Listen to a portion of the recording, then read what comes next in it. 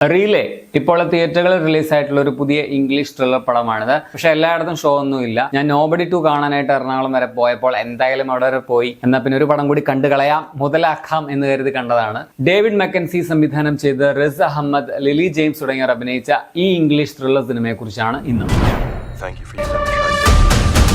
Whistle blowers എന്ന് പറഞ്ഞാൽ ഏതെങ്കിലും ഒരു കമ്പനിയുടെ ജോലിക്കാരൻ അല്ലെങ്കിൽ ജോലിക്കാരിയായിരിക്കും. അവർ ആ ജോലി ചെയ്യുന്ന കമ്പനിയിൽ എന്തെങ്കിലും ഇല്ലീഗലായിട്ട് അല്ലെങ്കിൽ തെറ്റായിട്ട് നടക്കുന്നുണ്ടെങ്കിൽ അവർ അറിയാതെ അത് പുറത്തു കൊണ്ടുവരാൻ ശ്രമിക്കുന്ന ഒരു സ്റ്റാഫ് ആയിരിക്കും. അവരെയാണ് വിസിൽ ബ്ലോവേഴ്സ് എന്ന് പറയുന്നത്. അവരെയും ആ അഴിമതി നിറഞ്ഞ കമ്പനിയുടെയും ഇടയിൽ പ്രവർത്തിക്കുന്ന അല്ലെങ്കിൽ ഒരു ഇടനിലക്കാരനായിട്ട് വർക്ക് ചെയ്യുന്ന ക്ലയന്റിന്റെ സുരക്ഷ ഉറപ്പാക്കുന്ന ഒരു ബ്രോക്കർ അല്ലെങ്കിൽ ഫിക്സർ എന്ന് പറയാവുന്ന ഒരു വർക്കർ, അങ്ങനെയുള്ള ആഷ് എന്ന നായകന്റെ കഥയാണ് ഈ സിനിമ പറയുന്നത്. വളരെ ഇൻട്രസ്റ്റിംഗ് ആയിട്ടുള്ള പുതുമ നിറഞ്ഞ ഈ ഒരു സബ്ജക്ട് അല്ലെങ്കിൽ പ്ലോട്ട് തന്നെയാണ് പടത്തിന്റെ പോസിറ്റീവ്. എനിക്ക് പേഴ്സണലി പടം ഇഷ്ടപ്പെട്ടു. പക്ഷെ പ്രശ്നം എന്താണെന്ന് വെച്ചാൽ ഇത് എല്ലാവരുടെയും കപ്പ് ഓഫ് ടീ അല്ല. പടം വളരെ സ്ലോ പേസ്ഡ് ആണ്. പക്ഷെ കഥയിലേക്ക് ഒന്ന് ഇന്നാകാൻ ശ്രമിച്ചവർക്ക് പടം നന്നായിട്ട് ഇഷ്ടപ്പെടും. ഫിലിം ഫെസ്റ്റിവലിലൊക്കെ ഇങ്ങനെയുള്ള ത്രില്ലറുകൾ എൻജോയ് ചെയ്ത് കാണുന്നവർക്ക് പറ്റുന്ന ഒരു പടമാണ്. എനിക്കിത് പക്ഷേ വെറൈറ്റി ആയിട്ടും സ്ലോ ആണെങ്കിലും ത്രില്ലിംഗ് ആയിട്ടും എൻഗേജിംഗ് ആയിട്ടുമാണ് തോന്നിയത്. നല്ല ബുദ്ധിപൂർവ്വം ഒരുക്കിയിട്ടുള്ള കുറെ സംഭവങ്ങൾ കഥയിലുണ്ട്. അതുപോലെ തന്നെ ഞാൻ ഒട്ടും പ്രതീക്ഷിക്കാതിരുന്ന ഒരു കാര്യമാണ് ക്ലൈമാക്സിൽ സംഭവിച്ചത്. അത് ഭയങ്കര കൺവിൻസിംഗ് ആയിട്ട് അവരത് അതുവരെ കൊണ്ടുപോയി എന്നുള്ളതാണ്. സത്യത്തിൽ ഭയങ്കര പുതുമയൊന്നുമല്ല, നമുക്ക് വേണമെങ്കിൽ ഊഹിക്കാം അങ്ങനെ സംഭവിക്കുമെന്ന്. പക്ഷെ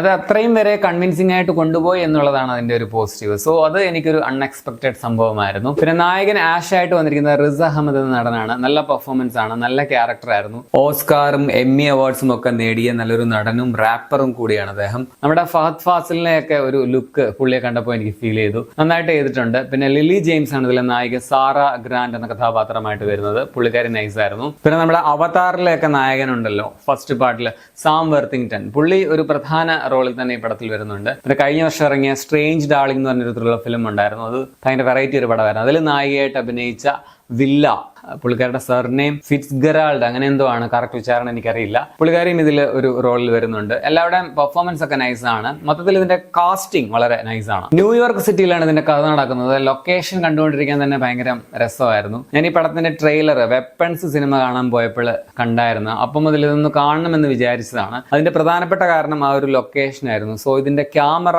എഡിറ്റിംഗ്, കളർ ഗ്രേഡിംഗ്, പിന്നെ പ്രൊഡക്ഷൻ വർക്ക്, മ്യൂസിക് ഒക്കെ നൈസ് ആണ്. പിന്നെ ഞാൻ ആദ്യം പറഞ്ഞതുപോലെ വളരെ സ്ലോ പേസിലാണ് പടം മുമ്പോട്ട് പോകുന്നത്. അതൊരു നെഗറ്റീവായിട്ട് പറയാം. മെയിൻ സ്ട്രീമിൽ ഫാസ്റ്റ് പേസ് ത്രില്ലർ പടങ്ങൾ ഇഷ്ടപ്പെടുന്നവർക്ക് ഇത് കണ്ടുകൊണ്ടിരിക്കുമ്പോൾ ഒരു 20 മിനിറ്റിനുള്ളിൽ തന്നെ ബോറടിക്കാനുള്ള സാധ്യതയുണ്ട്. ഞാൻ കണ്ട തിയേറ്ററിൽ തൊട്ടടുത്തിരുന്ന ആള് നല്ല കൂർക്കം വലിയായിരുന്നു. പിന്നെ ആള് കുറവായിരുന്നതുകൊണ്ട് ഞാൻ സീറ്റ് മാറിയിരുന്നു. അങ്ങനെ എല്ലാവർക്കും പറ്റിയ ഒരു പടമല്ല. പക്ഷെ സ്ലോ ബേണിംഗ് ത്രില്ലേഴ്സ് ഇഷ്ടപ്പെടുന്നവർക്ക് പടം വർക്കായേക്കും. മൊത്തത്തിൽ എനിക്ക് പേഴ്സണലി ഇഷ്ടപ്പെട്ട ഒരു പടമാണ് റീലേ. ഒരു ഡിഫറെന്റ് ആയിട്ടുള്ള ഡീസന്റ് ആയിട്ടുള്ള ഒരു സ്ലോ ബേണിംഗ് ത്രില്ലർ ആയിട്ട് തോന്നി. പക്ഷെ ഗംഭീര പടമോ മസ്റ്റ് വാച്ച് ഒന്നുമല്ല. എല്ലാവരും ഇഷ്ടപ്പെടണമെന്നില്ല. അതുപോലെ തിയേറ്ററിൽ കാണണം എന്നും നിർബന്ധമില്ല. OTT കണ്ടാലും മതി. സോ ജനറലി നോക്കുമ്പോൾ ഒരു ആവറേജ് ത്രില്ലർ എന്ന് പറയാം. ഞാൻ പടം എറണാകുളം PVR ലുലുവിലാണ് കണ്ടത്.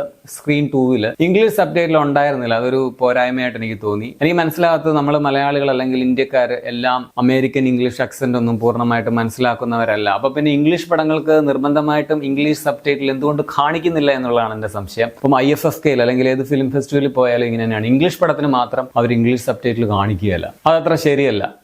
എന്തെങ്കിലും ആട്ടെ. 1 മണിക്കൂർ 40 മിനിറ്റ് ആണ് റൺ ടൈം. 18+ ഒന്നുമല്ല. അപ്പൊ നിങ്ങൾ ഈ പടം കണ്ടുള്ളവരാണെങ്കിൽ നിങ്ങളുടെ അഭിപ്രായം കമന്റ് രേഖപ്പെടുത്തുമല്ലോ. ശരിയാണ്.